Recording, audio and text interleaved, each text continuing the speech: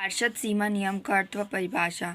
पार्षद सीमा नियम तथा प्रथम महत्वपूर्ण वैधानिक प्रपत्र है जो समामेलन के साथ रजिस्ट्रार ऑफ कंपनीज के यहाँ प्रस्तुत किया जाता है। पार्षद सीमा नियम कंपनी की आधारशिला है क्योंकि कंपनी का जन्म एवं अस्तित्व इसी पर आधारित है। इसका उद्देश्य कंपनी के सदस्यों, लेनदारों एवं व्यक्तियों को कंपनी के कार्य क्षेत्र की सीमा बताना है।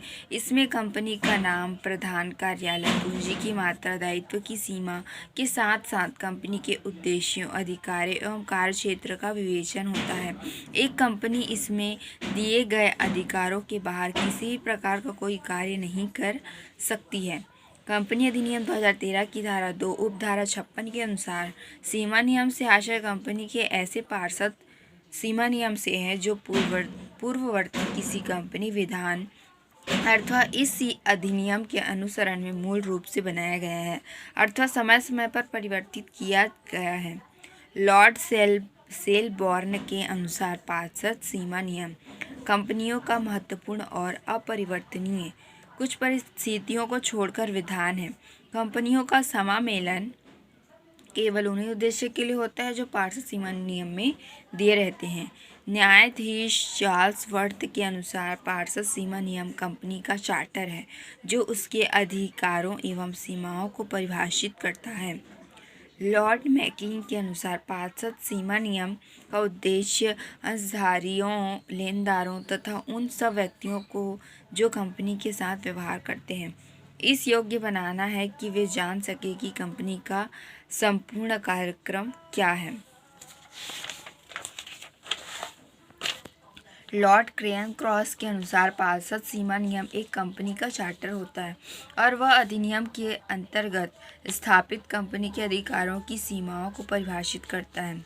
इस प्रकार स्पष्ट है कि पार्षद सीमा नियम कंपनी का एक महत्वपूर्ण, आधारभूत एवं अपरिवर्तनीय प्रलेख है जो कंपनी के उद्देश्यों को परिभाषित करता है तथा इसके कार्यक्षेत्र एवं अधिकारों की सीमाएं निर्धारित करता है। पार्षद सीमा नियम के लक्षण अथवा विशेषताएं। पार्षद सीमा नियम की महत्वपूर्ण विशेषताओं को निम्न प्रकार स्पष्ट किया जा सकता है। पार्षद सीमा नियम कंपनी का एक अनिवार्य एवं मौलिक प्रलेख होता है। पार्षद सीमा नियम में कंपनी का नाम, प्रधान कार्यालय, उद्देश्य, सदस्यों का दायित्व तथा अंश पूंजी का उल्लेख रहता है। यह कंपनी के अधिकार की सीमाओं का निर्धारण करता है। पार्षद सीमा नियम के अधिकार क्षेत्र को बाहर किए गए कार्य व्यर्थ होते हैं। पार्षद सीमा नियम कंपनी का सामान्यतः एक अपरिवर्तनशील प्रलेख होता है जिसे सीमित अवस्थाओं में ही परिवर्तित किया जा सकता है। यह एक सार्वजनिक प्रलेख होता है।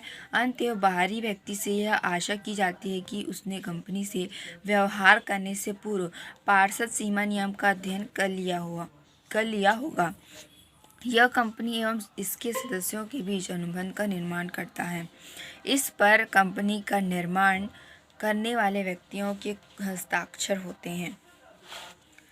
पार्षद सीमा नियम का महत्व। पार्षद सीमा नियम की एक कंपनी के लिए कितना महत्व है वह इस बात से स्पष्ट है कि इसके अभाव में कंपनी की वैधानिक स्थिति शून्य होती है। पार्षद सीमा नियम कंपनी का मौलिक एवं अनिवार्य प्रलेख है क्योंकि यह कंपनी को जन्म एवं अस्तित्व प्रदान करता है। कुछ विद्वानों ने इसे महत्वपूर्ण चार्टर भी कहा है क्योंकि यह कंपनी अधिनियम के अंतर्गत स्थापित कंपनी के अधिकारों की सीमाओं एवं कार्य प्रणाली को निश्चित करता है। इस प्रलेख का इतना अधिक महत्व है कि वर्ष 1980 तक इंग्लैंड में इसे अपरिवर्तनीय चार्टर माना जाता था।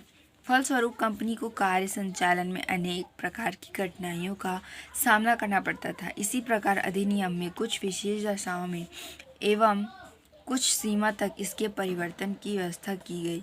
इस व्यवस्था को छोड़कर अब भी पार्षद सीमा नियम को एक अपरिवर्तनीय चार्टर माना जाता है क्योंकि यह कंपनी की आधारशिला है।